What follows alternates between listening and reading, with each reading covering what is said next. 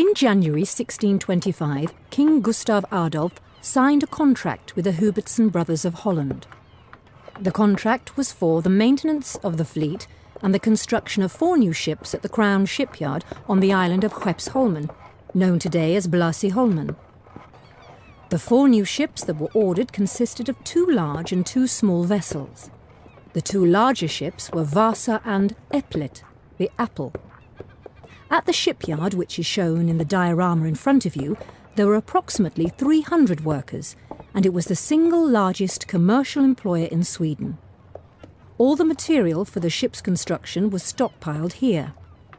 The timber was recut and shaped before being added to the hull. The iron was forged into anchors and bolts, and specialised craftsmen made rigging hardware and built small boats and carriages for the cannon. All of these craftsmen worked from sunrise to sunset 6 days a week. Master Henrik Hubertson was an experienced shipbuilder, but there were no blueprints.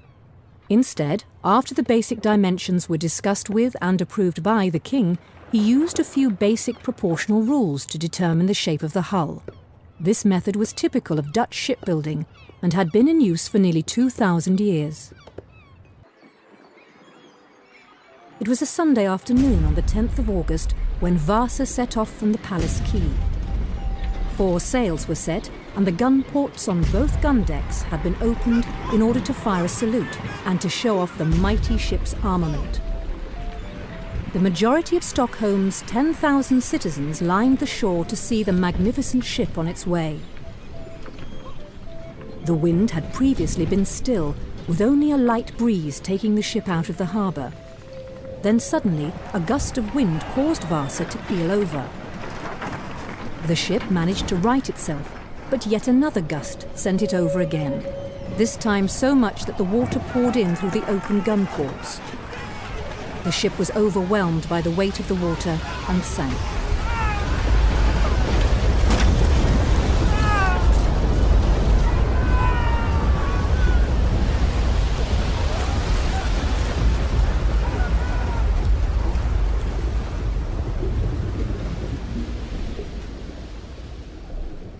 It is believed that approximately 150 people were on board the vessel at the time of the sinking.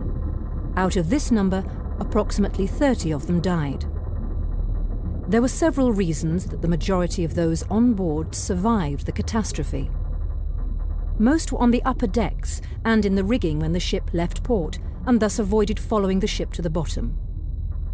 Another factor was that the sinking occurred so close to shore that there were many people who could help those in distress.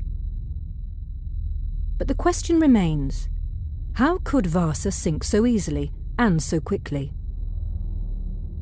Today it is believed that the ship was both incorrectly built and sailed.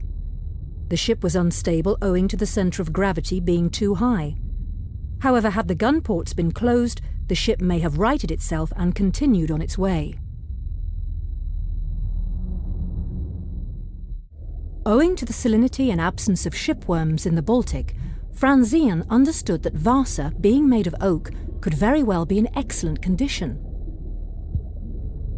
So when his sounding device returned with bits of blackened oak, twice in a row at a 20-metre interval, he was certain he'd located the wreck site. Diving on the wreck had been the focus of much attention right from the beginning. Using the latest underwater TV cameras, the divers' progress could be followed on monitors at the surface.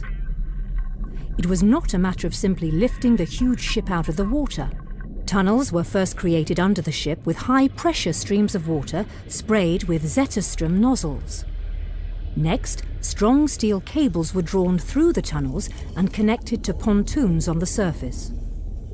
On the morning of April the 24th, 1961, Vasa broke the surface before a captivated audience. In what was Sweden's first live television broadcast to Europe, both local and international viewers could take part in the historical event.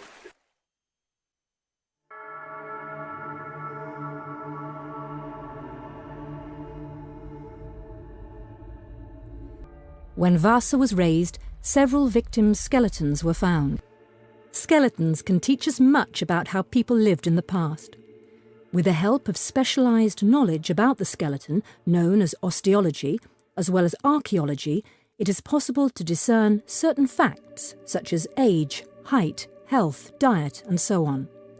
A picture of these people began to develop, who they were and how they lived.